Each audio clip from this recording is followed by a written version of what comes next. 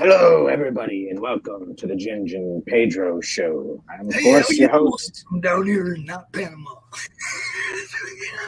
Oh, God. This is my co-host, Pedro Van Zant. We had a Dragon Ball Z mishap in the background. Pops picked up the wrong earring. Pedro and him fused. It's a whole mess now. But It's ridiculous. Yeah. I don't know what happened. I don't know. I don't know. Donde está el burro? Did you pick up any of the animation skills is the question. Can you draw like a son of a bitch now? No, but I can talk people into putting voices over them. Just back it already. Hey, nice. There's by our boy. Right there. He looks like he's still having an issue. Pedro, that way. Pedro, turn the camera off and come back in. Just don't turn the camera on when you come in. You know what I mean? Try that. Trying to sort this out here for Panama's not being good to Pedro tonight. You know.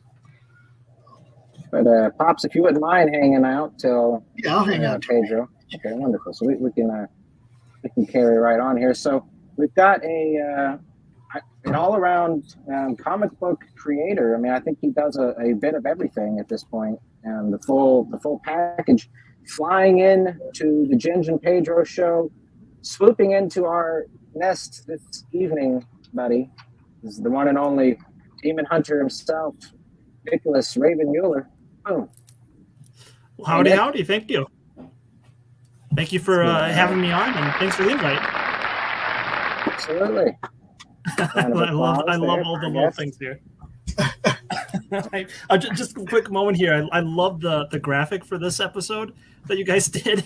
One of my kids came in and they saw the images I was promoting out, and they're like, "Oh, you're going to be on Looney Tunes tonight, Dad?" I was like, Yes, I am." In a way. And since you said that, I'm just gonna. Yes. There we go. We got Hello, gents. Hello, Carrie. Wonderful. Farius up over there. Yep. Word on the street if he's not feeling well, so we wish him a quick recovery. He caught some of that too much sushi. I'm not a sushi guy. You know, I'm sort of I've always been weird about trying food. I'm more open these days, but I don't know. Just haven't. I just don't go around sushi. Nick, how about you? You a sushi guy? I am not, but my wife is. So, you know, if we're going to a place that's out and about, she'll hit up the sushi bar and I'll hit up the other stuff. Or, yeah, I'm not keen to it either, but it definitely looks appealing to other people. Yeah, that's the same with me. With my girlfriend, she's sushi. She any chance that there's something there. She even likes the public sushi, which I guess it hasn't killed her. So there you go. Okay, buddy. So, how's your day been? How's life out in these comic book streets treating you? It's interesting. It's good. Been having an off and on again battle with Amazon, trying to get some Winnie the Pooh stuff up there. But yeah, just hitting the grind, working.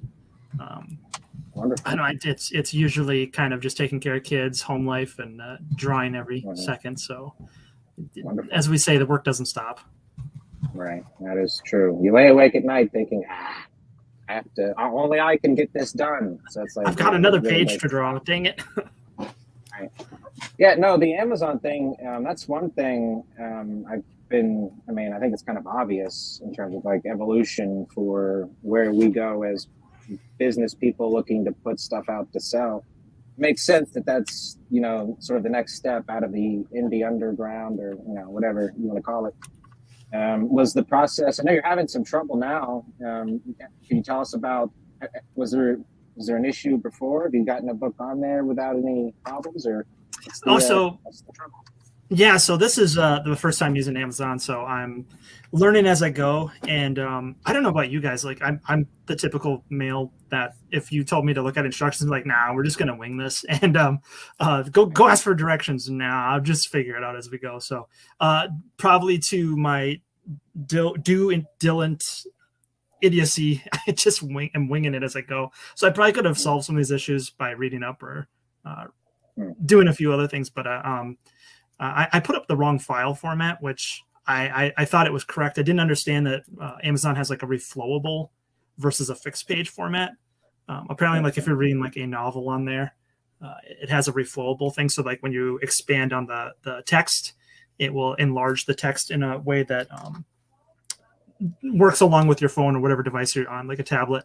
And if you're doing like comics and stuff, you want like a fixed page format so that even if you're doing like the panel to panel page view, it has a better flow and it doesn't expand. It stays within a certain format. So I didn't realize I had it in a reflowable format based upon what I had uploaded. So I had to figure out how to do that. So that's what I spent most of my day today. But over the weekend, as I had submitted it, they blocked me on grounds of copyright infringement. And Jesus. Yeah, it was the first, the other mistake, that was my mistake. I probably could have read up on that and been like, oh, reflow, fixed format page. But the other one was blocked based upon the Winnie the Pooh content. Well, he went into public domain as of 2022 January, and we're in August of 2023. Right. So it's over a year and a half that should have been cleared. But the current verdict is that it's still a little spicy or hard to navigate with Disney's Winnie the Pooh copyrights and trademarks, because that is a avenue of difference. So I'm thinking the algorithm just picked it up based upon Disney protocols or whatever, because they still got to make their bank. So I just got a hold of a rep and got that fixed. Right. Very nice. That's great. Yeah. And I guess I didn't know that he was a part of Disney in some way, but thinking about it, he was in Kingdom Hearts. I don't remember which one, but pretty sure there was a Kingdom Hearts Winnie the Pooh mission. So I guess you probably had to be part of Disney to get on that. Well, he's the third highest grossing financial income for them. He's a huge moneymaker for Disney. He was because they brought him in the 1950s, I believe.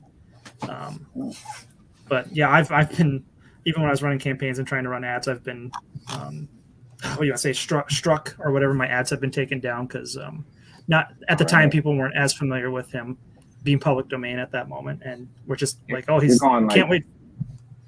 Yeah, I was gonna say, you're going like horn to horn with the mouse, man. I'd have people message me going, can't wait for Disney to sue you. And I was like, no, that Disney didn't create him.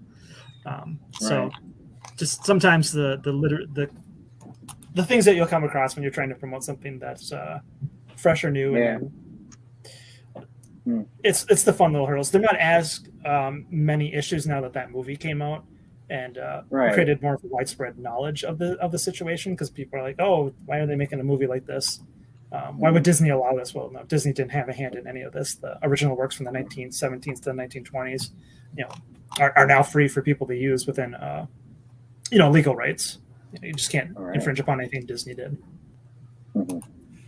So, are you interested in getting a hold of Mickey Mouse or Steamboat Willie? Is that technically the version that's going to be in public Yes. domain, So Steamboat Willie enters. That's a huge gray area because Disney still owns all the trademarks, and if you could do a Mickey Mouse version, but the Steamboat Willie, that's gonna be tricky. I do, for anyone that looked into Volume 2, one of our extra stories in there was a Steamboat Willie one, because I accidentally thought he went public domain this year when I wrote it up and did everything, and then got it in the book, and then I was like, oh no, that's next year. Oh crud. So we're quietly not really making it known that there is a story out there. There is a Steamboat Willie out there, but only backers got this one. Yeah. But that's a fun version because I'm doing more based off of a parody. So he's the Steamboat Hunter of the Sea, and he is the one that will partake and take care of all your needs. But he's one of the characters in Winnie the Pooh Demon Hunter as well. Very nice, and I appreciate your nods, if you will. This is my only book out of this series that I've read, but it's, I think, volume 4. But I'm pretty sure I recognized a few just friends characters and just people that I know. But also there was one character that I believe is like a Cloud Nod, which I thought was fun. This guy right here. Yeah, like he was the sword and the arm out. Yeah, there's a lot of Final Fantasy sort of like archetypes in there. I wanted to portray the guys with the big swords, especially like was it Aaron, however you said it, from Final Fantasy X. Because awesome. Those guys always just look so cool. So I wanted to play it Volume 4 was playing a lot of archetypes, and just saying thanks to a lot of people that had a hand or were people that I admired or worked with or were friends with that I wanted to pay it forward to. Very nice. Yeah, man, it was a great book, a lot of fun, and also the art is great, dude. I mean, I know you and Tyler both impressed me with the type of grit I wish I had, because for me, I consider myself just a hobby artist, really, but there's always that twinkle in my eye that if I put my nose to the grindstone, I could do it one day, like just draw my own stuff. But you and Tyler are, people that actually did it. So to me, that's always a, just like keeps that hope going a little bit. Well, thanks. I think it also takes a certain amount of insanity to pull off every little part of the job and push everything forward. Because I don't think anyone in their right mind would sit here and go, "Man, I can't wait to torture myself by doing all this today." And so, hats off to anyone that even attempts it or thinks about it, because it's grueling some days. Because you'll be on a drawing board for a lot. Back to the old drawing board. I guess the saying is true then. Yes. Yes. Very nice. So that's a great sort of segue into your creative journey. Let's sort of take it back to growing up. Was there a moment for you that sort of clicked that you said, I want to be a creative, I want to be a writer? Is there something like that in your childhood, or was that later in life? Yeah, so comics before they became hard to find and aren't as accessible as they are now. They used to be able to find them in grocery stores or pick them up at your local convenience shop. And I strummed through Ninja Turtles, the Archie Adventures and Spider-Man, and whatever they had in the magazine bins. And it was always fun. I'd bring them to school and draw my own versions, and especially draw a lot of Ninja Turtles. But it wasn't until Jim Lee and Jeff Loeb's Batman Hush story came out that I realized that could be a job, that could be a career. Just nobody told me that there's no money in this area. I joke, but that was about the time that I was just like enamored, and it got addicted, where it's like, I had to go pick up the next issue and keep with it. But it wasn't something that really became something I wanted to do until like maybe 4 years ago, and wanted to pursue the indie side of it, especially when it became clear that the mainstream side of it just isn't healthy per se. It's not something that, like, back in the day you used to strive for that. It was like, someday I'm going to draw Batman, or someday I'm going to draw Spider-Man. And, you used to put portfolios together or work on an anthology, just show your work ethic, show that you could meet deadlines, you could put out a product, or, you had a sellable angle to you. But, with seeing everyone hitting up webcomics or Kickstarter and gaining audiences, that became very enticing to be like, well, maybe I could do something that people would enjoy. I don't have to work towards trying to get on Spider-Man or Batman or Superman or whatever those things. And I don't have to get the green light from someone. All I have to do is say, like, hey, these 5 other people, we all like the same thing. You're into this thing. Let's see if maybe you'll like the thing that I'm doing on or working on. And, it got really addictive when people start backing your book or start reading it or show you like, hey, I read this, or I saw that. And you're like, wow, really? Or they start seeing things in your own story where you're like, man, I didn't plan that, but like you caught that, and that's cool. So it becomes very addictive, and to the point where you're just like, I gotta start doing more. So yeah, I think that's around the time, because I always wrote stories as a kid, but it wasn't until like the last 4 years that it was like, I want to pursue something within this area. Very nice. Okay, great. Absolutely. I can definitely relate with that.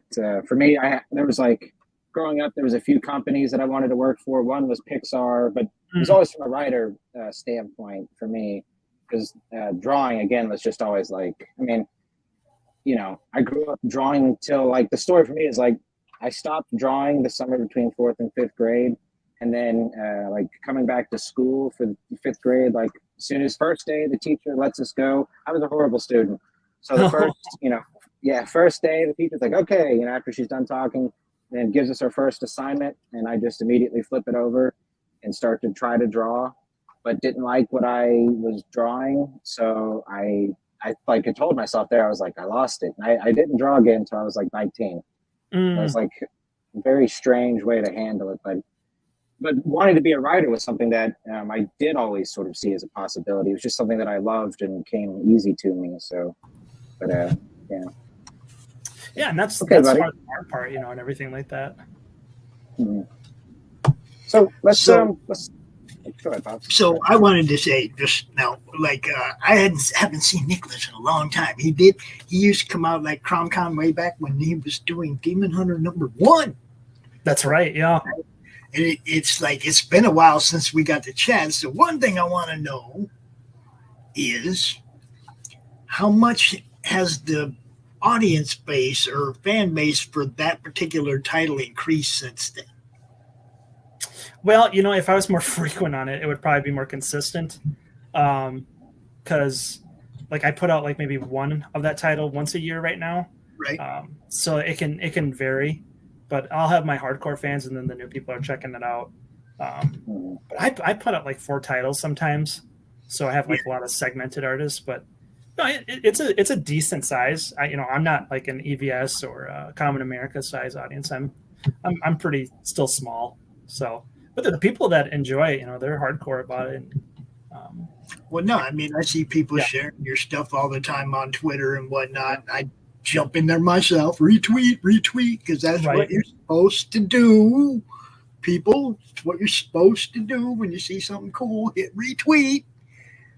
Yeah, no, I agree with Pops there. I do see a lot of, your stuff is all over the place, really, on my Twitter as well. So you've done a great job at I suppose, cultivating an audience and a community, but also sort of the marketing. And do you have things that help you make marketing fun? For me, it's the idea of it is fun, but it's easier said than done, I've noticed. Yeah, marketing is one of those things where it's like a skill you got to pick up on the side. Like no one comes in, like unless you like grow up as a used car salesman. I think that's kind of yeah, that's like a hard like because I think like a lot like you said you enjoy writing, but then to think about selling it or like I grew up drawing and writing and to think about like now I got to try to win people over to get people to buy this. See, and that's the only part of it I've ever done, right? Yeah, so there's more people that are more into that. I just try to get people to look at what you guys do, and like I said, now the group. Since I don't know if I see you still drop stuff in the comic related madness sometimes. Yeah, I'm not on Facebook as often. But that's a smart thing to do because that group is 5 times what it was when you used to hang out there. Yeah, and people move on to other things, or like I've noticed that a lot of the people that were prevalent a year and a half ago just aren't even around anymore. And we're in an economy right now where if people have to pick food over entertainment, food's going to win 10 out of 10 times. So the competition is just so much more fierce. Yeah, and then we legit become starving artists. So I mean, it's just the economy is different right now. Not everyone is making it, but it's one of those things where you kind of just have to weather the storm or keep running and do your best. But marketing is one of those hard things where like some people are just masters at it. Some people just have a groove with it. For me, I just enjoy telling a story through the marketing, like leading up to it or making an experience. I always enjoyed like viral marketing. I remember when the Dark Knight first came out with Heath Ledger and how they amped it up with just really cool viral marketing. Like when they were revealing the mob bosses, they put out this telephone.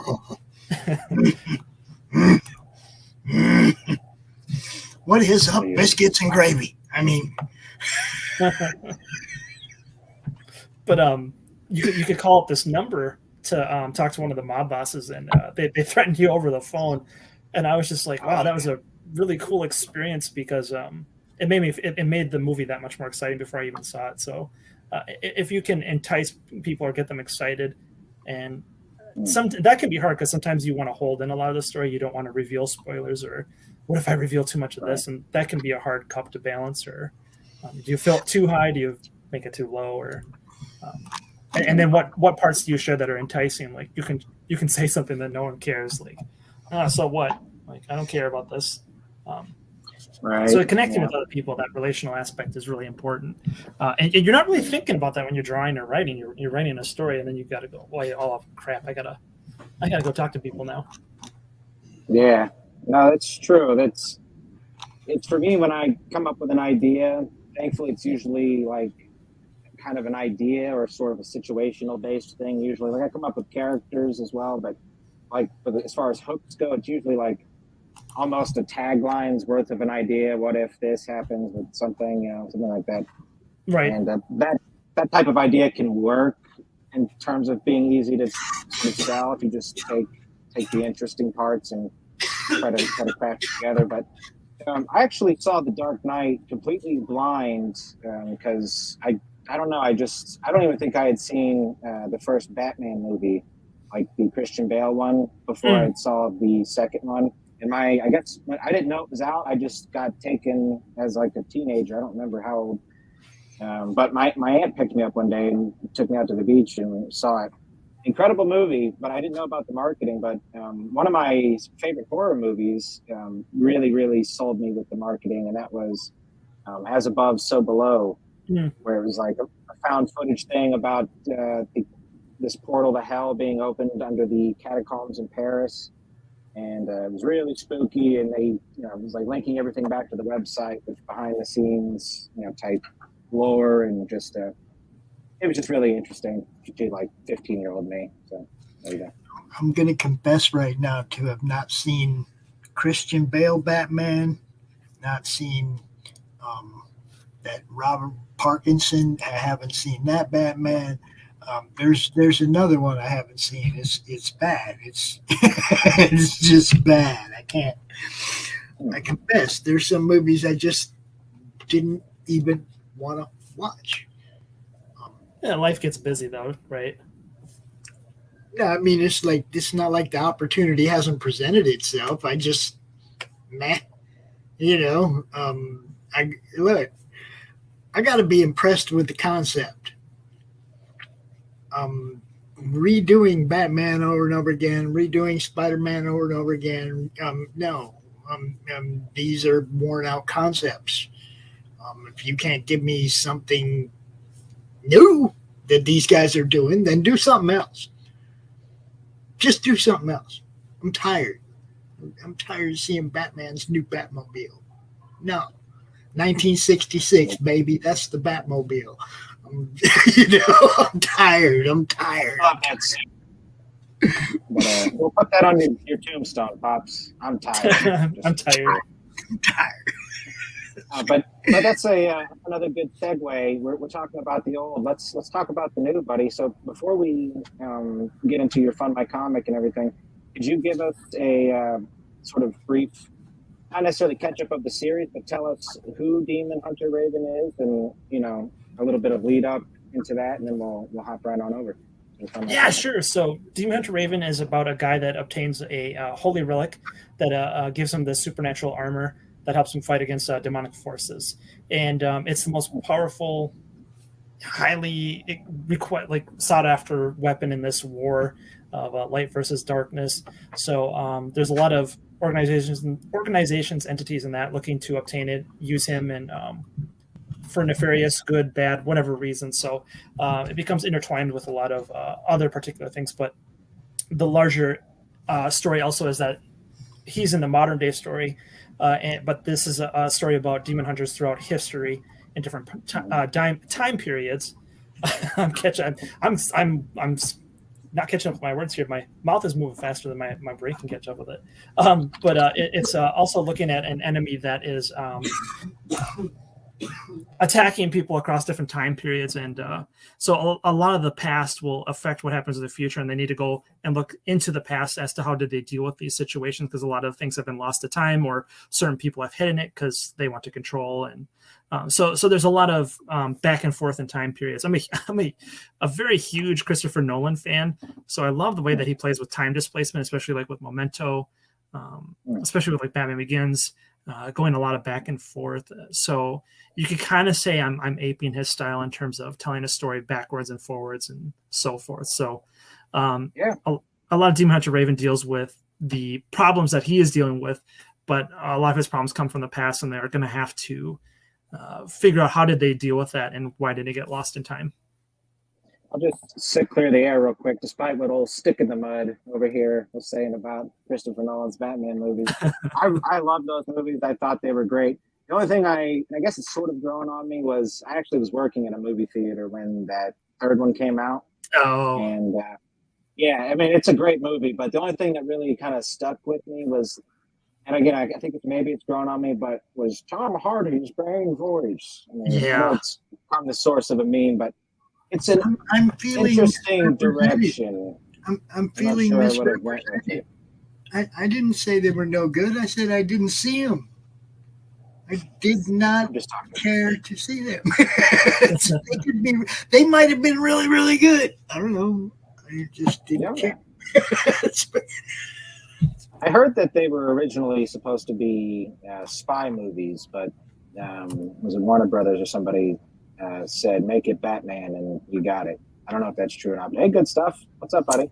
I'm not sure I've heard that, but it's definitely well known that Christopher Nolan wants to make a James Bond film.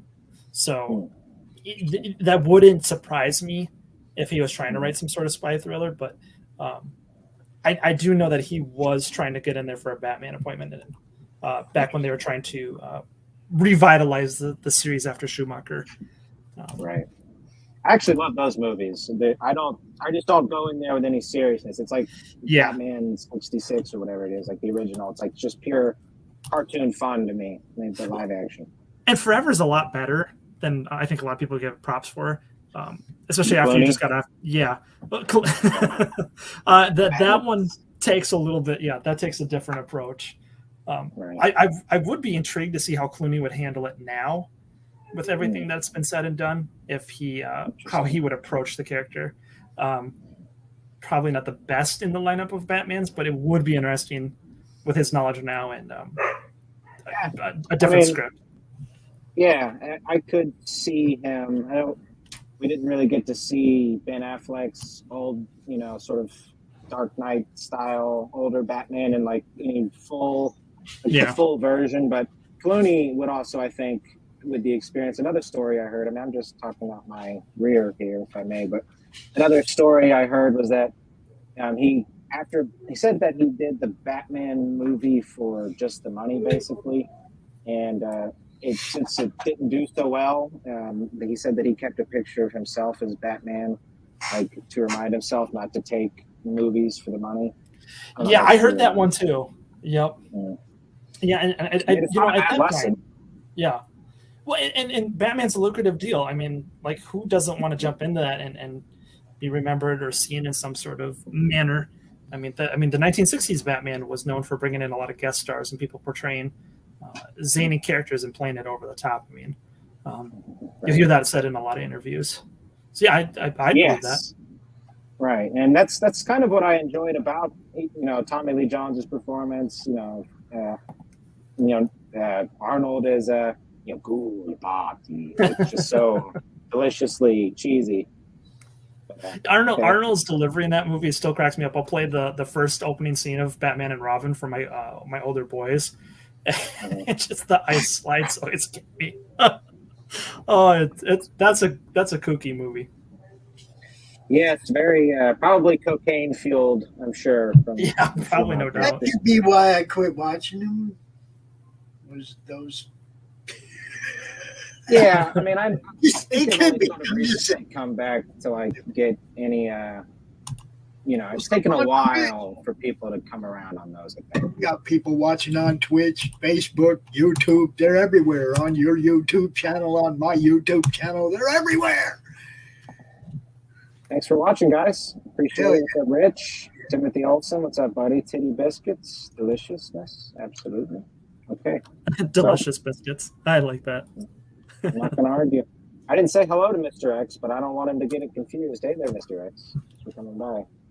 Okay, so let's use this segue. So I'm going to pull up the Divine Anomaly.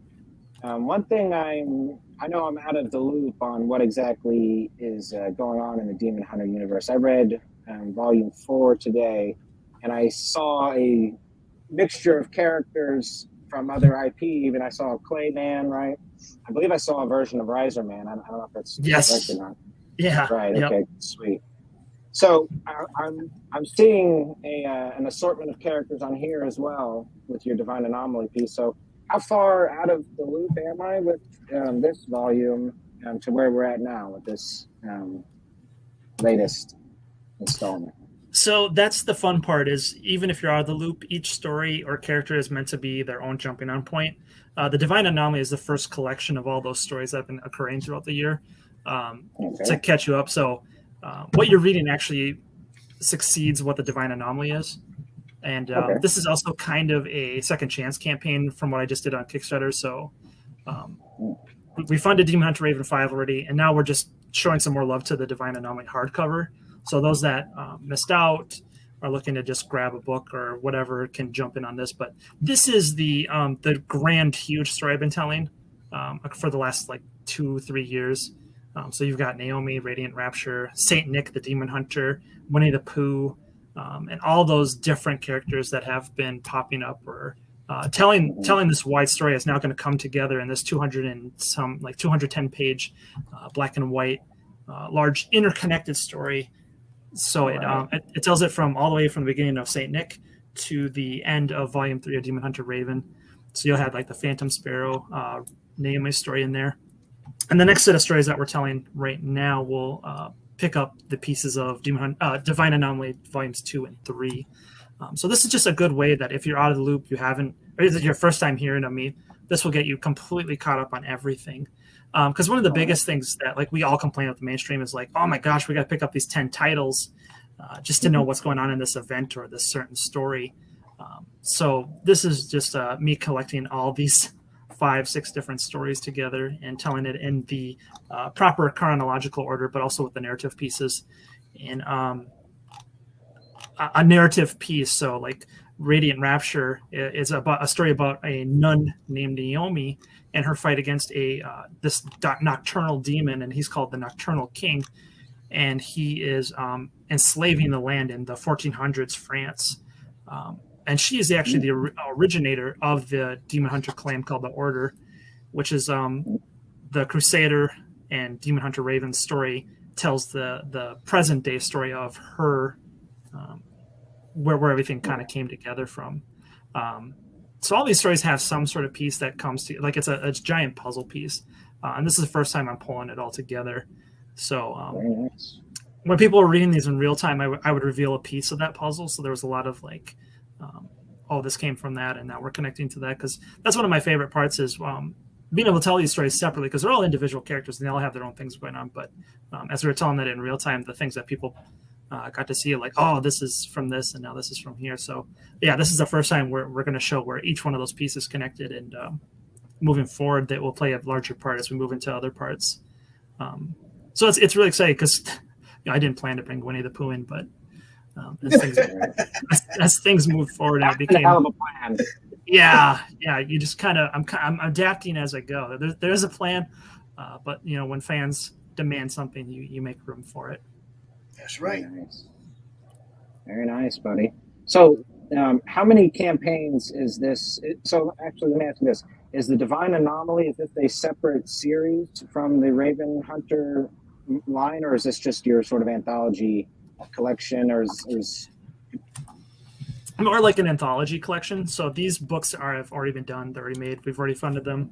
They're already out in the world in people's hands. So this is just a recollection of them. So this is 3 years worth of work all in one book right here. It's not.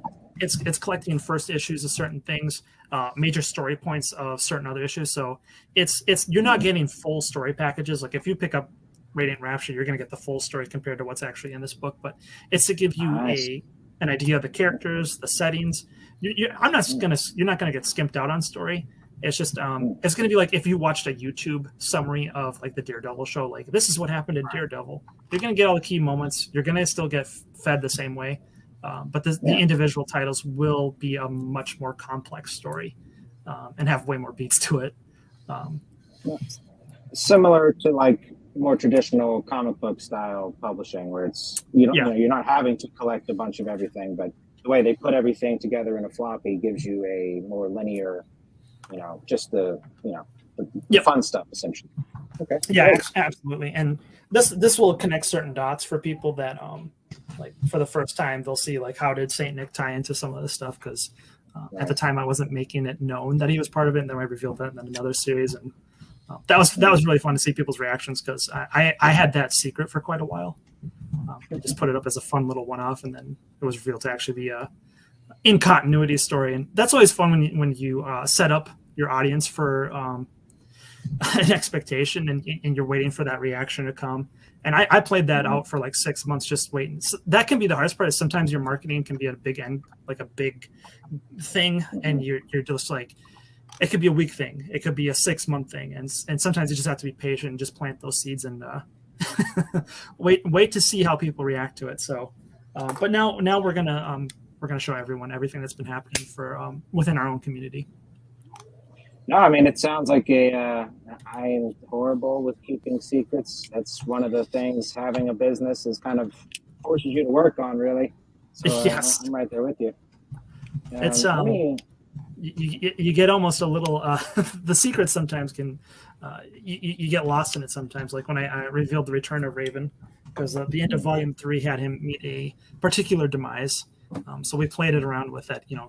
We had finished off that series, and then boom, he came back. So it was a little deceptive practice when we brought him up, because I pretended like I got hacked and stuff came up, and I had images coming up that were suddenly him coming out of the images and stuff. So some people didn't like that, because some marketing can be deceptive, and if you go too far, you can obviously lose people, and you can cause issues. But that trying to toe that line of telling a story and entertaining people even within the marketing is something I always have fun with. And hopefully, and that's the hard part though, is when you're doing, one of the things I learned when you're doing Twitter marketing is real-time marketing, you better make it quick and precise and not have tens of posts that are required to tell the story. I made that mistake with one where I was trying to reveal something, and then several posts later, not everyone's going to see it at the same time, and I was like, oh dang it, I didn't think that through. So some people were left out of loop or confused because they saw one image out of maybe 5, and you get different results. Twitter. Yeah, I was like, oh dang it, I didn't think that through. Should have had that down. Let me ask you this: on the St. Nick's story, did you do any research on Santa Claus? And I'm sort of more specifically getting at, did you ever see back in the day? There was I think Cartoon Network did it or Toonami did it, but there was a Santa Claus, almost you could call it an anime, but it was this 3 or 4 part, really kick-ass cartoon, but in an anime style, not necessarily sort of like what that He-Man show did, where it kind of had a much more adultish style. But it was just this really great story of the guy that became Santa Claus, as just an old timey thing. Did you come across that in your? No, this is I don't even know what that is. I'd like to look that up sometime and see what that is. But now this is the actual Saint Nick, the actual Saint Nicholas from the. We took the story from the Nicene Creed from 300 AD. Wow. So it's based off of the actual man that the legends are based off of. So the tagline has always been, before the myth, the legend, there was the man, the actual person. And then we just said, what if he's a demon hunter? So pretty straightforward and simple. So his story has always been fun because, so many myths have been born from this single saint. And his idea of, if you didn't abide by the faith that he stood by, he seriously punched you out. And I was like, yeah, this dude seems legit. Okay, I want to tell a story about it. So we actually take an actual event that occurred within the actual St. Nicholas, him and the Nicene Creed, them actually talking about the actual entity of Christ and all things related to that. And it's a very heartwarming story that's in it, because he has to hunt down the Krampus. So we still add some fun elements in there, but it ties in wonderfully with other things. And he's kind of a hard-boiled man. I'd like to almost, yeah. And that time period, it's do or die, especially when you're, and it's good to hear Krampus getting his comeuppance. He's been a bit of a folk hero this last decade or so. Yes, and Krampus is a huge component to the St. Nick's story in terms of what we're telling, but he's more of a slow burn story. We haven't been able to tell much, and I don't want to. Yeah, you'll have to pick up the Divine Anomaly to see how it plays out, but I don't want to say when his story comes up again, because that is something that will be coming up here real soon. So the best way to do that is to get caught up right now. Hey, say no more, sir. Let me pull up. We got some questions here. Didn't you have long hair, Ginger? I feel like you had long hair. I did. Yes, I did. Pops has been. I still can't get used to looking at him all looking like Opie and shit. A former Ginger. Don't worry, buddy. You don't need the hair to qualify, really. As long as you had it at one point, you get the pass. You got the freckles. Let's see here. Keep waiting for Aunt Boo to come look over his shoulder at me. That's you know. So is this on Fund My Comic? Why, of course it is. Yes, sir, it is. We got the link up in the top of the chat for all those out there in TV land. And so let's see here. Let's go ahead and dive could you just maybe tell us some of these characters that for those that are unfamiliar? Sure. So right there, front and center, is the main character of this whole entire the guy that basically everything's been built off is Demon Hunter Raven himself. He is currently in his relic armor form, and he is the catalyst for everything. So everyone is trying to obtain it or use him, and that's where a lot of his story centers on. Is he's an amazing, awesome character with like all these powers, but of course you don't want a character that is so overly the most powerful character. You got to give him a handicap. So one of the rules we have in this universe is you might have this ultimate power like a relic that gives you a power like an armor and like him, but you do get capped. There is a certain point where the armor is draining from your energy, and if you can't withhold it, you actually then will be depleted and you just become like super hungry and weak and shaky. So as much as you put into it, it's also going to be taking. So that's one of the lingering issues. You can only stay with it for so long. And then the night guy, the one guy in red, is the one that brings in Raven into the order, the demon hunting organization, which I previously said Naomi, the founder of that he is the modern day representation of that. So we've got a little bit of history going back there. And then to the left, the cat girl, who is Violet here, is I don't want to give away too much of her story, but she is part of a different demon hunting clan, and they're kind of like a ninja subsect. And they tend to be at odds with the more knight version of the characters. So there's kind of I always want to do a knight versus ninja story. So we're building up to that in story or in universe. And then behind them is age-old question. Yeah. Go ahead, buddy, sorry. Oh. And then the person in the back is a new character we just introduced in the last campaign for Demon Hunter Raven 5, and her name is the Phantom Sparrow. And we're still kind of revealing that story in line. She'll debut in this Divine Anomaly hardcover as well, and she'll be in the Demon Hunter Omnibus #2. So she is a new character, and she is just popping in. She's not a demon hunter. She's just a street vigilante that's looking to get justice for something that she got wrong done. So we will be revealing more of that story as we go in. But these are the main players that are the focal point besides Naomi, who is a representation of the past. So we've got like the past and the present. So these are all the characters that take place in the present right now. They're the ones that are dealing with the supernatural forces, the current villains and stuff like that. So, but very nice. One of the things we're playing with in the current story that just funded on the Kickstarter is the Dream Realm. So I always hate stories where they like to it was all a dream. It never happened. Wow, way to psych out your readers, man. Nothing happens. Like the mainstream, always recycling stuff. So I just wanted to play this idea of what happens when you fall asleep and you have nightmares? What if those are demons actually trying to take you over, possess you, kill you, whatever? And you're actually just as susceptible. Who's hunting? Who's protecting you during that time? You know what would be better? If you woke up and it's even worse than the dream. Yes, and that's nobody has done that ever. Well, we may have done something similar to that in this book. So we're building up to those moments. We're still revealing it.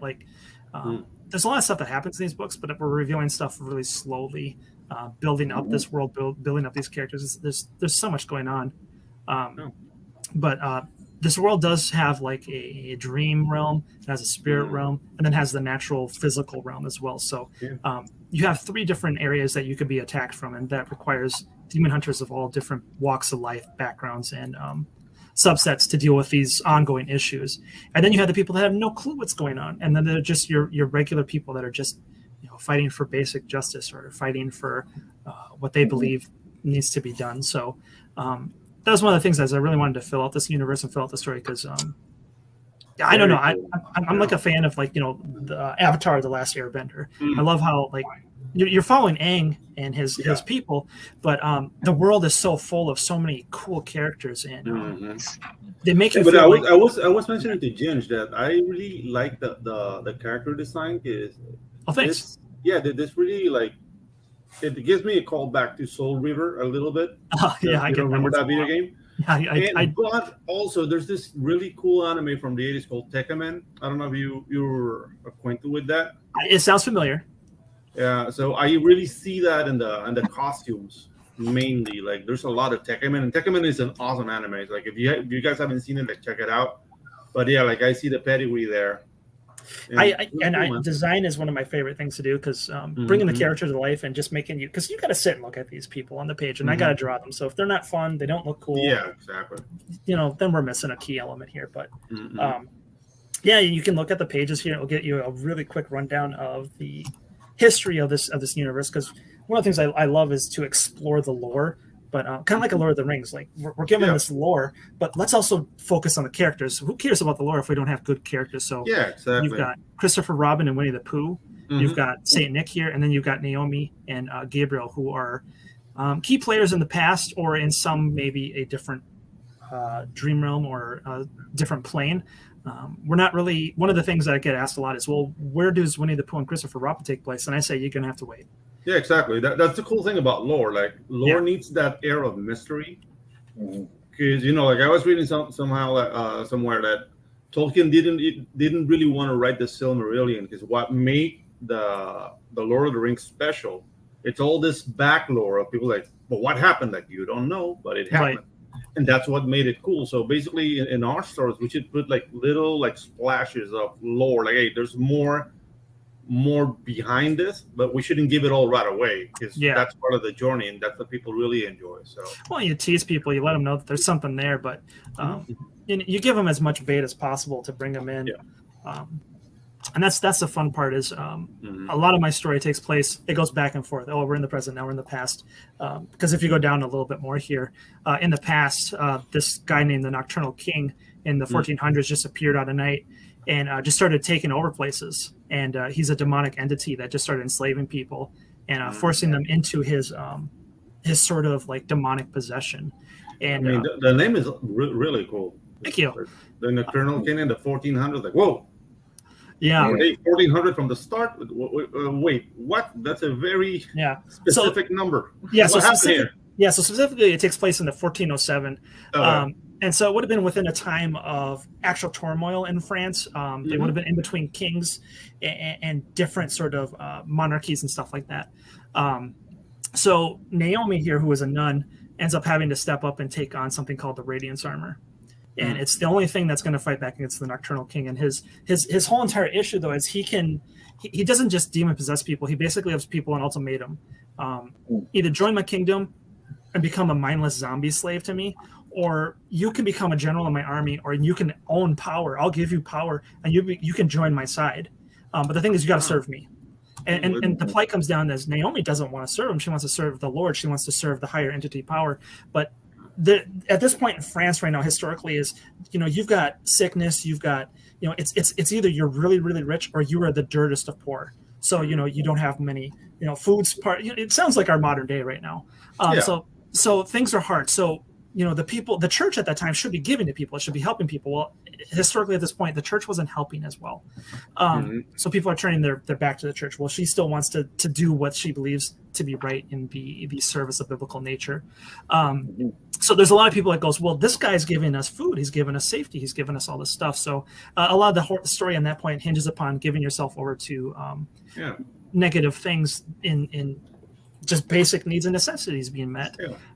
So I'll give you food. Download Instagram. Yes. But her story, we know that she defeats this entity. We don't know how, and we know that at one point his armor is passed off to be protected, and some people in modern day are now trying to actually grab it because it's the most powerful thing that can control people. It's got a lot of it's got these nocturnal gems on them. So each piece of his armor is actually its own actual relic or its own entity. So if you were to put on the chest plate without any other things, you would have 10 times more power than another, like someone else around you. Or even if you just put on one of the gauntlets, you'd have an immense amount of power. So cut to the modern day with Demon Hunter Raven and all those other characters, there's different people afoot trying to obtain these armor pieces and to excel their own agenda, their own plans. So there's some other characters, some other villains that come before him or after him, but the general point is like someone's always fighting for their own agenda, their own want or need to control, obtain, enslave, or what have you, and these other people then got to stand up, rise up, and stand against that to put it. But the reoccurring thing is some of these enemies are just they're the same enemies that they fought before, but they're timeless. Demons aren't going to die in this world. So but the humans are have a like a timestamp on them. They're not going to last forever. So certain organizations rise up, try to hold and stay true to that. So one of the things we have is the church has a paramilitary group called the Demon Hunters, called the Order, and they go through different time periods of are they helping people, are they not helping people? So right here, this is the Crusader. They have people called Crusaders that are high generals in their Demon Hunter paramilitary groups that go out and control troops and go and hunt down these demons. Sometimes they go rogue, or sometimes they're not always in line with certain aspects of the group, or sometimes they're used. And just like with any sort of organization, there's always a power struggle. Yes, there's a lot of complexities within that. So that's where you meet a large amount of the cast in that sort of place as well. But yeah, Raven this guy becomes the mentor to Raven and trains him in the ways of demon hunting, the history. And that's where Naomi's group, the person that was fighting the Nocturnal King, she originated and founded the Demon Hunters of modern day, and that's what he serves. So that's one of my favorite things, is to point back towards characters while we're talking to them in a modern day story. And they're like, yeah, this guy was really important. And do you feel like it's really important if I just told you it's important? Well, I want to show you too why they were so important. So yeah, exactly. Show, don't tell. Yeah. So we go back a lot of times to just make certain emphasis and show why that is so important, to bring you to that moment, so that when we come to the huge climax of that story, it has more weight behind it. So absolutely. This has been like a 3-year-long story to come together, and so for the first time, I'm collecting it, and it's coming in hardcover or softcover. It's just been such a fun story to play with. Yeah, I was just thinking that as soon as you said the word weight, I was thinking like the ability to, as long as you sort of hit a few key notes that you're playing with in the present, all that ability to write whatever you want for a backstory really does can really beef up the story. I mean, you can almost sneak in an entirely separate comic book or storyline, yes, just within the backstory, and just make it that much juicier. So, yeah. Well, and one of the fun things too is people will tell you who their favorite character is, and you can kind of go, well, I've got more story to tell here, so let's lean into that more. Like the Crusader was just a fun mentor character to Raven. He was, he's the hard-edged combatant. And people are just like, I want to know more about him. I was like, well, yeah, sure. Let's tell some more stories. So we have a 20-page story in here where he has to deal with this thing called the Fear Demon. And, I always loved the Scarecrow from Batman. So I wanted to do something that was similar and touch that about a demon that could literally control your fears and make you go insane from it. So, yeah, just the rest of this is just kind of pinpointing those actual series. Like, here's like Radiant Rapture and the things that are going to make the Divine Anomaly anthology here. But, anthologies, sometimes they feel frustrating because it's just different stories, and sometimes they're connected, sometimes they're not. But this is just an anthology in terms of it's collecting other series together. But it is one complete story telling you how these pieces play together, the narrative pieces, and telling a complete story. It's just it's more condensed. Yeah. No, I guess anthology was the wrong word earlier. It is really more of a collection. Like the old trades, like Marvel DC trades, where it's like, I'm thinking of like X-Men trades, in specific, like where it's just sort of the main storyline. That I don't even really consider that an anthology. It's really more of a collection. But we are big anthology fans over here, especially me. I love anthologies. I love short stories. So it's, some people feel anthologies are a dirty word, but not here. Well, and I got my start in anthologies back in 2006, 2007. When Pete was first doing his Alterna Tales, I was one of the first stories in one of those way back in the day. And that was you. Yeah, then that's when we were still trying to work and get into the industry and stuff like that. But like that was 20 years ago. And now we are the industry. See? Yes, we are now. Yeah, exactly. So let me ask you this: is this all your art right here? This is all you?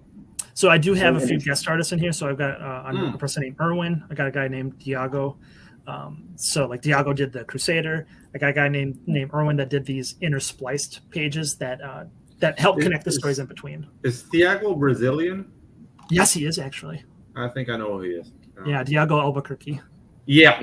Yeah, he's fantastic stuff. He also did the Sparrow pages as well. He's top tier, one of my favorite guys to work with. And whenever we work together, like because I'm an artist, I draw all my stuff too. So when I hand him stuff, like I try to be as open for him to just do what he does because he's an artist and I trust him to just work his magic on the page. And when I drew up the Fear Demon design, I was just like, I just want a guy in a creepy face mask with bandages, and he's constantly like drooling, like he's like his mouth is like deteriorating, and he just looks creepy. And I said, Diago, here's my design, go with it. And you know, when you hear writers say like he ran with it and did 10 times better, like he just floored me with how he envisioned it further and brought so much more life to it. So as an artist, I also that's a huge compliment I can give because like he just floored me with how far he went with that page and just I don't try to get grotesque in a lot of these stories. I try to keep in mind that at any point a kid might walk over your shoulder and look at what you're looking at. Yeah, exactly. It's happened to me all the time. I got 5 kids, so the Crusader was our chance to play with horror. And we did go more into the grotesque because the story required something of that nature. But we do keep it, like, if you have a 7-year-old around you, we try to keep it within that sort of domain. I mean, it's grotesque, but it's not like a 99 nipple monster. You know what I mean? Like, it's something that a kid can watch and go, oh, but you're not going to, like, scar him for life. Right. I want to go for, like, that Batman animated series. Back It's like the Blob. The Blob was gnarly to look at. Yeah. So it's scary in nature, scary in mental fortitude, but you know, I've got kids. I'm drawing this. There's a lot of stuff I just can't. I don't want them seeing. You know, my oldest is 10, and I don't. They don't need to be seeing that stuff. So exactly. I mean, eventually they're going to see it, but it better not come from you. and sometimes what you don't see is scarier to me. Yeah, exactly. Your mind plays it up more. Yeah, it's Jaws, baby. Like they can. Yeah. The shark never worked, and that made that movie better. Right. So yes. Leave more to the mystery. Yeah. But that takes a lot of effort too, because then you have to play with the unseen or the unknown. Exactly, and have really like know your expression so you can like show tension, horror, like people who are uncertain, like just knowing how to control the face to emote that when you draw. Yes, it's a skill in itself. So it's fun, and I appreciate people that can do that. And nothing against people that don't. Nothing against people that decide to go that way. A whole entire different subset. But here's this is the Phantom Sparrow, and she is a fun character. She's been someone I've been holding on to for 3 years. We just revealed her about like 4 months ago, and she has. This is Robert Nix. He's done a few pages here and there. He's done some promo art for me. And I just love her opening her reveal because she's chasing down a target. And again, that was with Diago. And I said, I want to go just as hard as that Mission Impossible fight scene with Henry Cavill. Just brutal. And we worked on it. Like I came out with the choreography and I said, if you see a chance to make this better, add to it. So he's got people getting like hit by crowbars and getting smashed against like bathroom sinks and stuff. So it's that's one of the things is, you know, like if you're going to have a fight choreography in there, make people feel for it. And I was like, I want people to feel the punch in the face when they're reading it. Like, you know, it's a still image, but I want them to feel it. No, it's interesting you said all that because I'm just now getting together. She's looking in a mirror. She's blood on the helmet, cut up here, and then in the background, you know, this is obviously a bathroom with bathroom stalls and screwed up people. It reminds me of the I had to say it's the aftermath of the Warriors fight, the subway. Oh yeah. Which I have to dude. say is one of my very most favorite choreographed fights in all of movies. That bathroom fight scene. That whole movie is a freaking jewel. Yes. Yes. Yeah. And yeah, dude, like I like there's a lot of storytelling in this splash page, Yes. and that's Well, and she's kind of unhinged. She's oh, you can tell. she's You can unhinged. tell. She had fun doing that. Like Yes. you can tell she's very pleased with She's herself. wondering where she's going to have dinner now. Yes. Yes. She mopped the floor and now she's got to get something to eat. So she's As ready. you do. Yes. Let's hop over to the perks here, and I just dropped the link in the chat, and this looks great too, by the way. Yeah, this was done by Thiago, and that was nice. he just asked me to draw that. And, at the time, I didn't quite have the Crusader up and running, and I was like, oh, "Okay, we got to do the story now." So, this is awesome right here. Yeah. Oh, yeah. It's like pure '90s. Yeah, Yeah, almost, pure 90s. I was gonna say like this is straight out of Cliffhanger, man. Yeah. So the guy that did Creed, his name's escaping me. I know he's Did Creed? around our neck of the Oh, woods. No, Trent Canuga? yeah, Trent. Oh, yeah. Kind of has some of that, maybe some Joe Mad a little bit. There's like, Yeah, definitely. Actually, I see more Humberto Ramos, but Yes. like 90s Humberto Ramos. Yeah, Thiago's work definitely harkens back to a lot of stuff. He's got Yeah. really cool stylized, but you know, like in your face sort of artwork. Mm-hmm. yeah, very And nice. his colors just Absolutely. pop. They just come out at you. Yeah, this is like straight out of Crimson. Yeah. I like it a lot, man. Very nice. He's on Instagram. Ale Garza. I don't know if you're familiar with Ale Garza's Eve Protomecha. Like it's from the 90s too. That sounds familiar. Yeah, it's those demons are giving me a nod to that book. Really cool. So I have to ask, what is Beach Vacation? That looks fun. Yeah, so that is just a special. That was I'm trying to recall it here. So it is literally. We'll reveal how that connects in the volume 2, but the joke behind it is, man, we've been running these characters wild. They've been on one fight after hunting demons. You know what? It's time to give them a beach vacation. So in story, these guys now just step out of their stories and go to the beach, and hilarity ensues. So. Just like in those funny offshoot anime episodes where it's like, hey, we're gonna go to the beach now, and you're like, why are we going to the beach? Yeah, it's to get to see the characters in bikinis. Yes. So it's just one random story, but it does connect. But it's just it's one of those things that it won't be shown until we collect it later. But it's just a fun thing to just show these characters, because the stories are always so serious, and I wanted to show that these characters are goofy and it's just silly. It's good to have that range, and the things like it's a good breather between like events. Yes. If you go gloom, then I don't know, it just turns heavy. You know what I mean? Like after a while, it's like okay, Yeah. you gotta allow people time to breathe. Yes, and people can only handle that for so long before they're just like, okay, it's time to go on somewhere else. Yeah, exactly. No, I like it, and I know you're a big manga anime guy, and so am I, and I love the fun slice of life, just stuff where it is sort of lighthearted. You can really feel it when they're doing it right. It's Yes. gives you that warm and fuzzy. But let's speaking of sort of lighthearted, warm and fuzzy over here, I do see a friend. Hey Neo, what's up, buddy? Says, geez, I almost missed all 3 of my indie bros in one night. Yeah. How's I'm it going, going to fellas? assume that I'm the guy that's not an indie bro. No, goodbye, Pops. Yeah. I'm just- Wow. That was I harsh. was just saying, it's like That was harsh. I don't know Wow, who we he's don't need leaving him out, so I'll claim it. Okay, Mhm. I don't Yeah, know who he's leaving out, so I'll claim it. It's an honorary indie, bro. How about that? All right, Pops, you're in the crew. Or is Pops considered a marketing bro? Yeah. But it's all indie though, you see. That's So, true. bro, I mean, come on. Yeah, Pedro Pedro has nice ribs. Pedro does Tell have about nice it. What? I do have what? You're taking your shirt off over the weekend, or what's this mess? You have nice ribs. Did you eat the whole rack, Pedro? Oh no, it was feeding my family, man. Like, with nothing was left. It was geez. it was really good, man. I got that new barrel grill.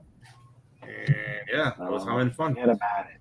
Yeah. I'm making porchetta again this weekend, so we'll have pictures. Yeah, dude. So, real quick for everybody before we hit the perks, we do have the link in the chat. So, you guys definitely is it 210 pages? You said, Nick? Yeah, it's over 200. I don't have God. the final count yet, but yeah, this is it's all black and white, and it's It's all right, Neo. We love you, brother. All right, so let me take it to the top here, and we will hear all about it. Yeah. Okay, buddy. What do we got? Yeah, so you can. There's going to be digital and physical of each one, but if like you want to just get the Saint Nick story, because each one of these has like a one-off short story or a story to be told, so you can get the Saint Nick story about the man, the myth, the legend. Before he was, before there was a Santa Claus, find out about the guy from 300. I might have my timeline there wrong, but the guy that actually originated from all these tales originated from the Turkish saint. That was yeah. I mean, there's several. Yeah. Okay. Yeah. Cool. And so then there's a physical or a digital of that, and then next up is the Elijah the Prophet digital, and that's Elijah has always just been one of my favorite biblical stories, and as a person of faith as well, I wanted to share that out with people. So it's very cool. Yeah. What is his story? Quickly, I'm not familiar with it. It's the story of where Elijah said, "No more rain. There will be a famine then," because at that point the Israelites were worshiping a false god Baal. Yeah. And then he had to go hide in the wilderness. And actually, the story is very important to me because he was fed by ravens. And keeping with the kind of the connection here, Demon Hunter, Ravens play a huge part in my story. So I've always wanted to pay that forward and pay tribute to that story. And Ravens poetry there. Yes. Okay. And of course, my moniker being the Ravens Loft or Nicholas Raven. It's always just such a fun story that harkens back, and you could tie it into these stories if you wanted to. It's not required reading. It's obviously just a fun play on things, but if you want to add a little bit more depth to your reading of this overall stuff, it's a fun little add-on. I called you Blood Raven in the video description, so you can add that to your list of titles, buddy. There you go. There you go. Yes. Speaking of so many great characters in the Divine Anomaly, Neo, I'm just trying to find Riser Man here, but it's hot in my house. I don't know. I really like. I mean, if we're talking Bible, I really like cautionary tales. Mm-hmm. So my man is Saul for things what not to do. That's my boy. See, and David is like my favorite biblical character because check this out, man. When I was about 8 years old, I played David in a play. Oh, cool. Oh, cool. Okay, so I got to throw a fake sword at Saul and all that shit. It was fun, dude. Nice. I mean, I was 8 years old. That was over 50 years ago, and I can remember it was yesterday, dude. I was destined for the stage. What can I tell you? Yeah, perfect. You can like stop the call of the boards, the stage. Yeah, I got the bug when I was young, dude. Well, there you go. Like that. All right, Nick. So take us back on, sir. Let's get back on the train here. Yeah. So then you've got the digital of the beach special here. Then that's 20 pages, and you got the Saint Nick physical. The beach special is a black and white story, but Saint Nick is in color. But everything printed in the Divine Anomaly is a black and white. There is no color version of that. But their own separate stories do have color versions of them. Right. So just for the some of the pages were never color to begin with. So instead of trying to do that, because I'm working on Winnie the Pooh and stuff right now. This is just a collection of stories. So I'm not actually working on this book. It's just it's a second chance, or it's like an open bookstore right now. Like I've dubbed it the book fair, where people can just grab a book. I guess like Violet, huh? Yeah, Violet is a fan favorite amongst many people. She's as fast as a cat, and just as I describe her as an actual cat, basically to a lot of the fans. Like she'll just if you got like a glass of milk on the counter, she'll just randomly come up and just knock it off and then walk away. So temperamental, angry, and we'll call you a chump to your face and then act like you like she didn't say it, and then be like, what? Sounds like my ex-wife, man. So she's a lot of she's a favorite amongst a lot of people, and I don't know why. I say with a wink. Yeah. Yeah. Not too much. It's wink, say no more. Yeah. There you go, Pedro. You said say no more. I will not say anymore. Okay, so if we picked up Saint Nick or the Winnie the Pooh story separately, it would be in color then, just to clarify. Yeah. Winnie the Pooh is not on this campaign because I'm drawing the third volume of that, and those are on Amazon right now. Right now the first one is under review again, but it should be back up by like tomorrow, right, or the day after. So, and also, before we go, because we'll wrap up here shortly. We're going a touch long, but we had a great time talking. So, and you've got a little bit more to share. We do have your Patreon up, which has some additional content as well, right? That you're working on. Yeah, that's kind of where I could do a lot of behind the scenes polls and involve the people behind the scenes, as I said already, and do fun other things. Like right now, we're showing off some old comics and a bunch of other stuff. So very cool. Oh yeah, very nice. Okay, so we've got the Divine Anomaly Volume 1, right? A digital PDF. Yeah, and that's just the digital version. So if you just want to kind of get if you just want to get started, you just want to follow the overall story. The next one won't come out until probably this time next year, but it's 200 pages, so you got plenty of room to read. And if you decide to pick a favorite, eventually all these books will be heading over to Amazon, which will make it a lot easier for people to come over with and be more accessible. That's the one thing I'm really pushing this year, is to be more accessible, be more in different places instead of just Kickstarter or just right. Open up more places. Absolutely. Completely agree there, my friend. All right, so on to page 2 here, right? We've got a physical and a digital for $10. That's a great deal. Yeah. Always nice to have.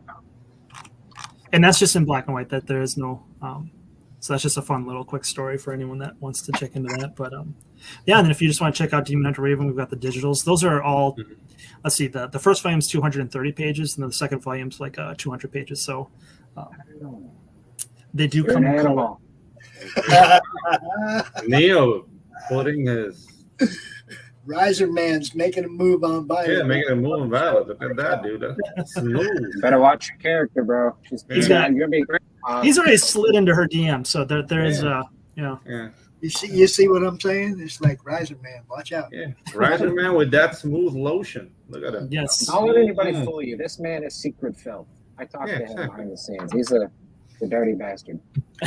Careful now, because we haven't said the word the whole show. You haven't said doity. He's We're doity. avoiding the P word this episode, Pedro. So whatever you do not say that word. I will not say filth, sir. Good man. All right, let's carry on here. So, all right, so we've got the first 2 omnibus, over 400 pages in both. Is it omnibus or omnibi? Omnibus. Omnibus? Yeah. The plural. English is not my first language. Sorry. Dude, you're doing better than I did. It must feel great to just have a fat stack of your work. Boom. I look forward to it. Mm-hmm. It's fun. I mean, it's always crazy to look back and be like, wow, that's 3 years worth of work right there. And It's still got more to put out. How many pages a week do you, on an ideal week? Do you have everything wrote before and then you draw, or do you do as you go? Or so I do a lot of storyboarding, writing. Each week will be different than the other. Like depends on which stage of production I'm in. Like so each book takes me about 3 months to work on. And so sometimes I'm working ahead on a book, doing pre-production, or I'm doing post-production on a book. So sometimes I could be working up to 2 or 3 books at a time. So it varies, but it's generally 3 months per book. And then fulfillment takes about a week, depending upon how things are going. So and you ship for Gemini mailers, and because my book got home pretty safe. So I use Gemini, and I use the Comics Wellspring ones. Those are a little different. Still deciding whether I like them or not, but so far they seem to hold up okay. And that's what's important, right? Yeah. As long as they hold and the book makes it safe, Yeah. With those ones, I haven't heard anyone say that they've had an issue with them. So as far as I know, they're doing good. No one's told me that they haven't. So if they have, I keep don't our know. fingers crossed. Yes. I mean, I did use Common Wellspring on my book, and I didn't get any complaints so far. Yeah, and they're pretty good. Yeah, they're relatively good. Yeah, absolutely. Okay, so let's. We've got a soft cover of the physical book along with the digital for $18. Yeah, and that prints at regular size. Just as a heads up, the hardcover prints at manga size, so it's kind of like a special, cool. I don't want to say collector's item, but it's just like they're two different versions. One's larger print, and the other will be. I like the size of this. Yeah, it'll be the size of that. Yeah. Yeah, I liked the size. It felt good. Yeah, it works. It's not too cumbersome like bigger books can be. Right. Trying to read it in the car or whatever. We got this is good stuff. Hey guys, stopping by to say hey. Hump day is upon us. Have a good one. Hey. This is good stuff. Hello, Mrs. G. What's up? That is so true, Mrs. Good stuff. Always a pair of gangsters and good stuff. Very, very good people. Mm-hmm. I should really look into printers when I get a chance. Yep. We used Comic Wellspring, and then on my book, I used Mixum. I didn't have any issues, but I know a lot of people had some horror stories. But I'll probably stick with Wellspring because they offer hardcovers at a really affordable price. And the thing is, like they have more. I like their customer service better. They offer like discounts and whatnot. If you're a returning customer, they'll treat you better. So I don't see that with Mixum though. So Mixum is a mixed bag.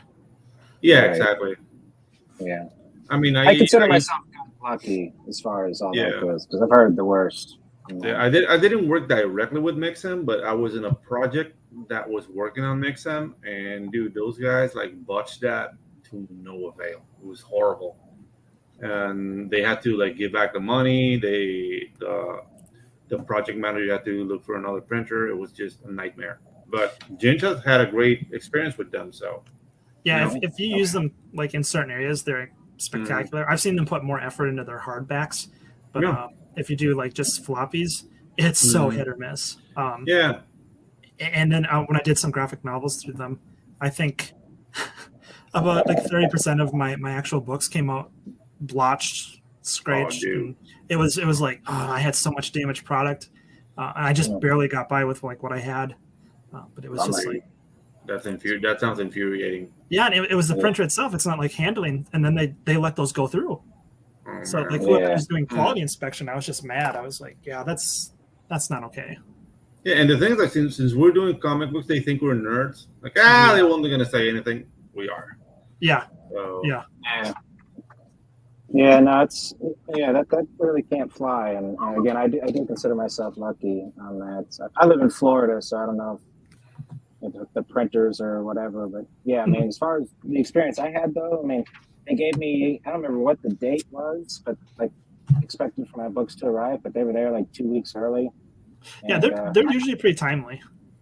Yeah, I had a couple dings, but it was probably like their problem is not really like timeliness. Their problem is like that botched product or like mishandling your product. And they're a broker. They're not actually a printer, so they'll hire a middleman. Yeah, they're the middleman. So you don't know always who you're going to be dealing with in terms of actually them, because like Pedro said, they're the middleman. Mm-hmm. So gotta cut him out. The middleman. Okay. Cut him. So before we cut the middleman out, let's continue on here. So as you mentioned, for $25, the hardcover, but that one is at a manga size, right? Nice and hardcover collection. Yes. Yeah. Wonderful. So if you like manga, that would be perfect for you. Beautiful. And on our last page here, take it to the top. What do we got? Yeah. So then we got the basically what this is acting as is also like my cutoff order phase, because I'm in the middle of getting prepped I'll be ordering books from the last campaign as of like end of September. So if people still want to jump in before I order books and close this out, this is just acting as like a storefront now. This is what I'm making available. There's certain things from the last campaign that I'm not bringing over here because they were just first come, first serve. That's one of the cool things about Find My Comic. Like you can keep that indefinite store open. Yes. Yes. I'm considering running Winnie the Pooh simultaneously on here and over on Kickstarter, and making it accessible through multiple means. Because that's a huge in demand one. And Fun My Comic also has like a widget feature. Yeah. You can hook up your own website to your campaign, so it will be like constant traffic, because like that's the thing about crowdfunding sites, that you get that like town hall aspect of it, where people come looking for books. So having your open campaign as a storefront with a widget to your website, it will drive traffic to your website directly from Fun My Comic. So that's another cool feature. Like they're just like trying to make things better than KS and IGG. It's just I like how hard they've been working on it, and how they're constantly adding more stuff to it. I'm really impressed with it so far. Yeah, we've actually got Luke coming on in a couple months. Cool. Yeah. Luke, okay, cool. Yeah, no, Luke's a good guy. So I like seeing how hard he's been working on this, and it's almost mute now. He lost his voice. Yeah, dude, he's gonna become like our Vito Corleone. Come to Fun My Comic. I actually watched Godfather for the first time the other day, dude, and it blew my tits off. I'll just say that. I mean, I guess it's an obvious dumb statement that the first Godfather is a good movie, but I had no idea. Hey, leave the gun, take the cannoli. Come on, mate. So many lines I caught out of that. Dude. I was like, oh, yeah. Look what they did to my boy. Dude. Jay, yo, what's up, everyone? Hey, Jay. Hey. Okay, wonderful. So, oh my God, I gotta stop talking like Luke. Oh. Okay. You gotta put the cotton balls in your mouth, buddy. That's what he did. Okay, Nick. So let's let me grab the wheel here and get us back on track. So we've got both omnibus of Demon Hunter Raven volumes 1 and 2. Right? Yeah, so there's ones that I print in black and white that I like to call the wallet-friendly version, and then the color versions are a little bit more pricey because color is fun to print. Yeah, so if you're just looking to dive in and we're in a financial tight spot across globally, really. Yeah. So the world. So I don't want to hold back anyone from being able to read these or partake in what we're building, because these go by fast. And I don't know if you're aware, Nicholas, but I live in Latin America. Yeah. So the thing about being the world in crisis is that we don't really notice it. Yes. Crisis. Yes. 24/7. Yes. I've got two artists that are from that area. Yeah. And just seeing the exchange rates change daily, I'm just like, holy cow. Yeah, it is horrible. Oh, it's it's nuts. I'm sheltered because my country has been dollarized for over 100 years. So we just look at everybody else and look like their money just bounce up and down and up and down. Like, okay. But it's just so interesting. It's hard for us here in America to understand that fully, because our exchange rate is usually pretty stable for the most part. But the inflation is just I mean, food costs for us over here have exponentially like 4 times up their price, and you used to get by on $100 worth of groceries, and now we're up to like $250. And $50, yeah. Same stuff though. Like nothing's changed in our cart. Yeah. So. Yeah, when eggs become a commodity, there's a problem. Yes, and that's the hard part. Is now, just speaking from a creative aspect, is we're not just fighting other creators now. We're fighting basic necessities. Like, you want to eat this week, or do you want to read a book? Well, of course we're not going to grab your book. So it's like you gotta think a little differently in this current atmosphere. You got to be worth that money, or settle for something that people are willing to pay for. So.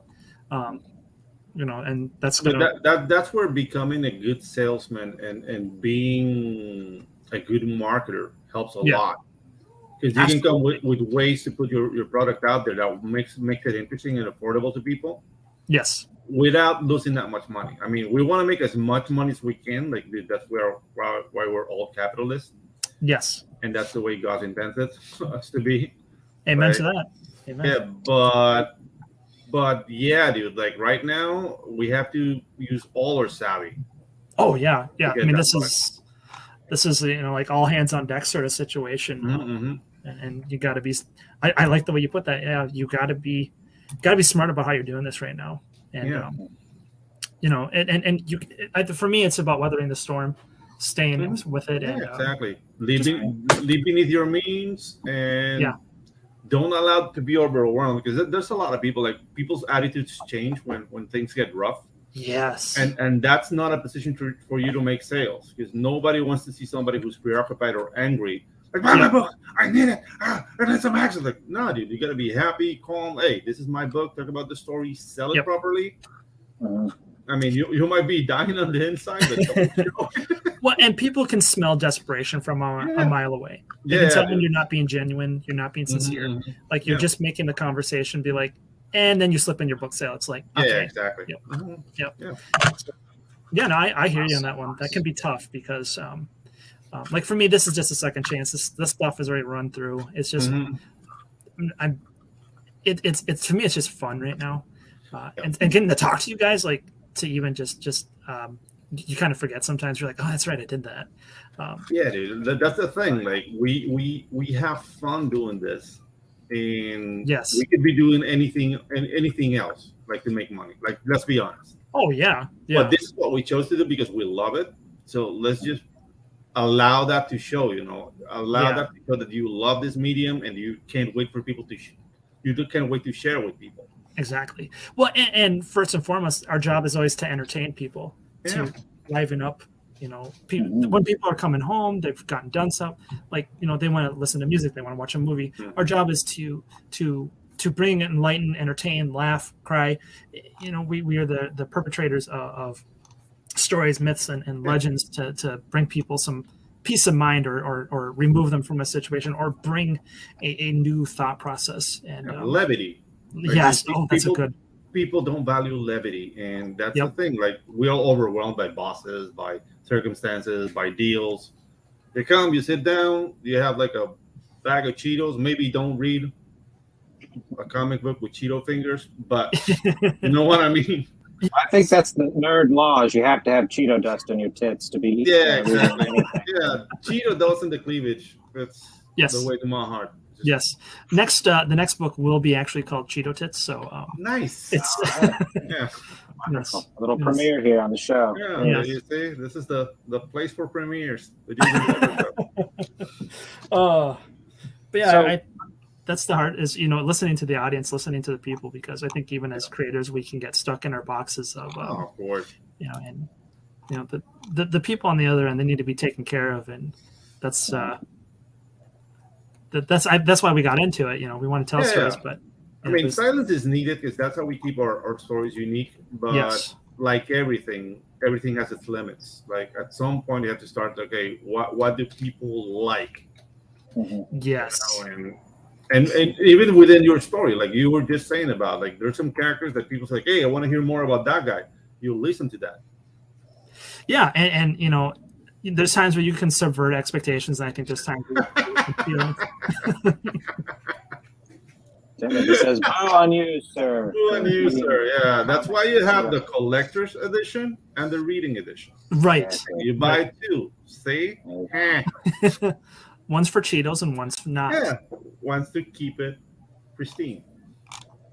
So Timothy pops in here an additional note. He says, I would Yeah. disagree with from the position, is it hard for those at the bottom who have to grind to get backers? Oh, dude, we all grind to get backers. Everybody Yeah. starts at the bottom too. Yeah. Unless you come from the pros, just having experience or name built up already. Pretty much Yeah, dude. everybody is a nobody coming into this. Mm-hmm. Yeah, no, I have a lot of grace for those that are still, like, they're working their way up, because Mm-hmm. I think right now is the most difficult time, Oh yeah, dude. because it's not as open. No time is easy. Like, in the 90s, like, we didn't have the internet at this level, so we can, like, share. You only have to like submit to companies that will not answer to you. Yes. So now it's a different situation. It's hard to, but dude, the opportunities are there. You just stick to it. The days of disposable medium is gone. Dude. Mhm. They're disposable. Yeah. I mean, there is no disposable income, and one of the reasons that manga does better than us right now is because it's a disposable medium, like comics used to be. Yeah. Mhm. Yeah. Absolutely, 100% with that one. Put them in our pockets and give them to our friends and trade them, and nobody cared about them. That's why they became collectibles, because there were so few left in good condition. In good condition. Every They freaking all book had- for $20 or $50 or $100. Give us something that's actually worth that, so we don't feel bad about paying that. Right. You know. Well, it's definitely the case. Like 7th grade year, manga I was probably 13 or 14 at that time, and that's when manga was like, we were just passing it around, and you'd go to the bookstore, Books A Million in town, and you go to the manga section and the comic section. There would just be like flies on shit, a bunch of kids just sitting around reading manga. And we traded, and you would just hand, what are you reading? Oh, let me borrow that. I was like, yeah, so definitely a community of that sharing. Dude, I remember we had this friend called Jurassic. Well, we called him Jurassic, and he was like the cemetery for comics. Because if you gave him a comic book, it was destroyed. Like, he was just that, like clumsy kid. And yeah, dude, like I lost one too many an X-Men issue with that little idiot. God bless his soul. Yeah, I mean, I'm not a big fan of, like, I've had to correct people, like, hey, don't bend the corners there. Like, everybody you gotta lay down the law. I'm getting flashbacks. That's nervous. That's nerve wracking. Yeah, I got little kids, and it's like, Kid. I'm just kidding. But Neostar says here, if I don't write Riser Man, who the heck will? Actually, I do have a few people I trust with Riser Man. If something happened to me, but I haven't formally disclosed that yet. Well, let's hang on to that. We'll just not die anytime soon. Japan simply creates. They don't need to hijack existing IP to put something entertaining. They will just make it. You're here to that, my friend. Yeah, absolutely. Yeah. Timothy too many things have adds, been taken over now. Oh yeah, And Timothy adds, not all of us can fund a comic in hours. Very true. That is the golden ticket. Yeah, very true. Like, it's just like build up your platform, keep at it. At some point, you will. Yeah, and That's it takes time. Yeah, it takes time. To Neostar's point, though, I didn't finish the show. My girlfriend watches a lot more manga or watches a lot more anime than I do. I'm just glued to my computer working, so it's on in the background. Oh yeah. But she was really heavy into My Hero Academia a couple, like 2-3 years ago, when it was really a bigger talk. And that show is a prime example, and even Invincible, right, in the American sphere, like Invincible did really well, that show. Oh. Right. Well, the way they both reinvented and played on, character concepts that just when they did it, they're like, oh God, that's brilliant. It still shows that, with a little bit of ingenuity, new things can be done.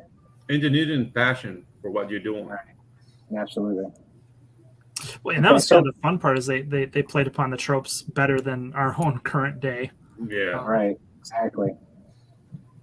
Very nice. Okay, buddy. So we've got here for $45 our last two perks, the full color physical edition. So are these full size? Yeah, they'll be full size. So the only thing that's printed at manga size for this campaign is the Divine Anomaly hardcover. Okay. So everything else is going to be full size, like your regular. So. Oh, man. Do you have any of these in? Have you had any of like a hardcover full size? These are 200 pages a piece, roughly, right? Yeah, I had those available on the Kickstarter. I did Winnie the Pooh in hardcover for a few special ones, and that was like so cool to see those in that sort of format. I haven't done that with Demon Hunter yet, so this will be interesting. So the people that get those will get to have a very few, because I like to do special versions where we vault them then, or they like those people got those different versions, and they come out every once in a while. So like we did a special off version hardcover for the first Winnie the Pooh, which is a recreation of an old illustration by Shepard from the old original Winnie the Pooh stories, redressed to look like it's for demon hunting versions. And whatever I printed for that was the only ones that will ever exist for that. So I like to pay it forward back to the people that come in here, you know, because a lot of times, you know, it's just fun to kind of do those fun little things. Absolutely. I'm really big into homages and nods, and sort of speaking of which, actually, if I can, real quick, gentlemen. Oh my God, not a hustler. No.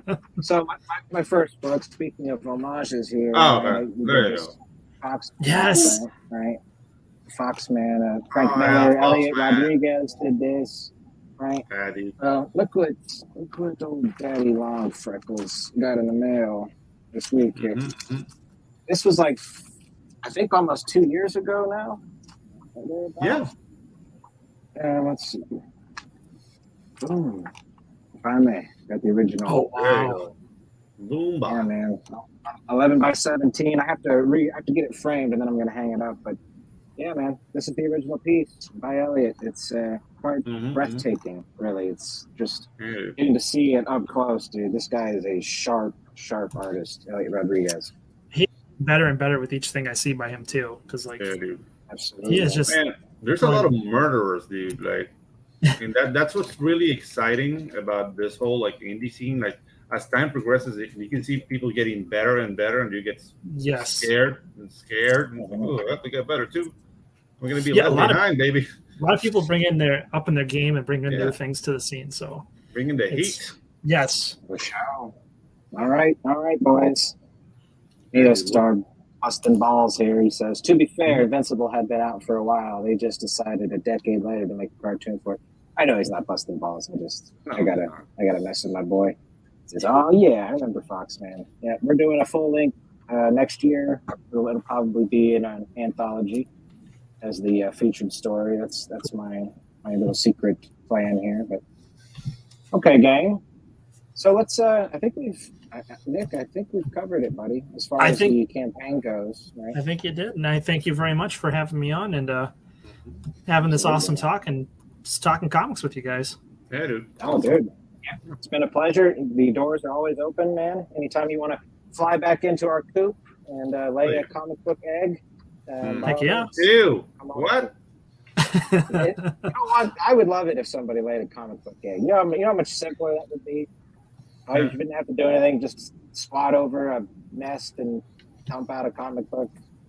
Just look at Andrew Tate. Hey-o. But oh gosh. Yeah. Was it Top G? Top G. Top G. Yeah. Oh boy. We won't even go down that. I mean, I think we're all in agreement here. It's $96. 97 Yeah. something. Yeah, 97 for one comic. Son of a bitch. He'll get his dollar. You think he'll touch no, you know what? God bless him. I ain't getting it, but God bless him. I'm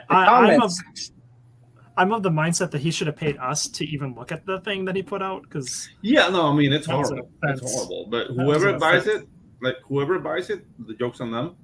Yeah. That's the way I see it. But I'm not gonna badmouth him because I have no need. Like, dude, God bless you. You want to grift? I'll thank the people that buy it to then share it with the rest of us so that we can all morbidly laugh at it. Yeah, I mean, I'm already laughing. It's just like amateur hour art. Yeah. No. And I've been told it's like the Matrix, but like State's Matrix. It's like it's that story. Oh. And it's just okay. It's told is the Matrix. No, it looks bad, and the thing like he's always talking about the Matrix. Yeah. You know what I mean? Like I don't follow the guy because I'm almost 50, so I'm not 20, and I'm not afraid of girls, so I don't need to undertake. We get it, anime. That sounds like a character's name now. Anime, like with a southern accent. I do watch that anime. Yeah. My mother's name was Anime. Anime. Man. It's anime. All right, everybody. Let's get the hell out of here.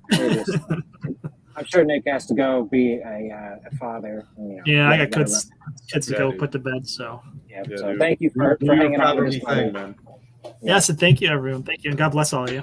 Hey, dude. And God bless, you man. too, bud. Come on back anytime soon. We Yeah. will catch you then. All right. Definitely. Thank you again. Peace. Peace out.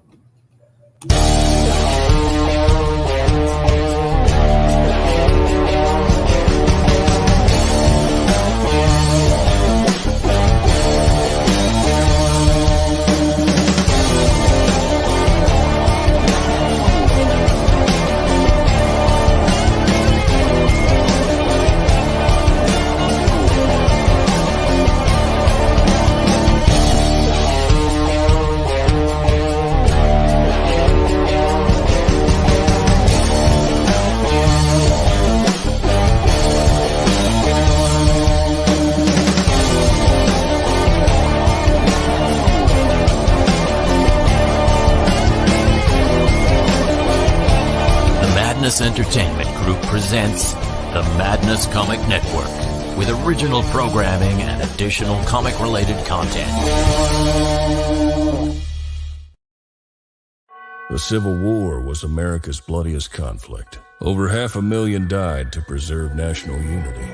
When the war ended, Confederates like Harley Brogdon headed west, shooting game for the Army and gambling. When a card game turns deadly, Harley shoots in self-defense, killing the card sharp who threw down first. Wilfred Knorr, the card sharp's wealthy father, will stop at nothing to see Harley hang. Harley flees to Cobb's Gap, an old silver mining town at the foot of the Rockies. A remarkably peaceful town, especially after dark. But the sheriff harbors a dark secret, and no one dares go into the mines anymore. Cobb's Gap is full of secrets. People speak in hushed tones of something in the mines. Something worse than their cursed sheriff. Something even the Indians fear from the deepest pits of hell. Every secret will be exposed. Bronze Star. Order your copy at bronzestarcomic.com.